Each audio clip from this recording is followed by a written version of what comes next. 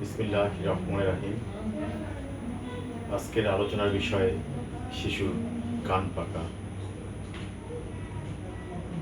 কান থেকে পুজ বের হলে অথবা পানি জাতীয় কিছু বের হলে সাধারণত সেটাকেই আমরা কান পাকা বলে থাকি। মারা বাচ্চাকে যখন শুয়ে দুধ খায় তখন এটা সাধারণত হয়ে থাকে। কান পাকলে বাচ্চারা প্রচণ্ড কান্নাকাটি করে এবং প্রচণ্ড ব্যথা হয়। যেসব মা শুয়ে খাওয়ায় বাচ্চাকে মায়ের দুধ, তাদের সাধারণত এটা হয়। সর্দি কাশি লাগলেও এই সমস্যাটা হয়ে থাকে।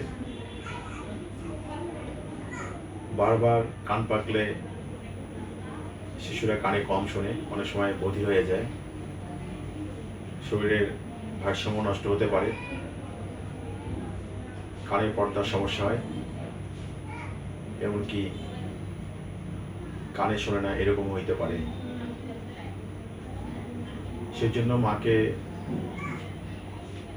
মাকে উপদেশ যেটা দেওয়া হয় সেটা হচ্ছে যে শুয়ে খাওয়াবেন না। সর্দি কাশি লাগলে দ্রুতই চিকিৎসা করাবেন।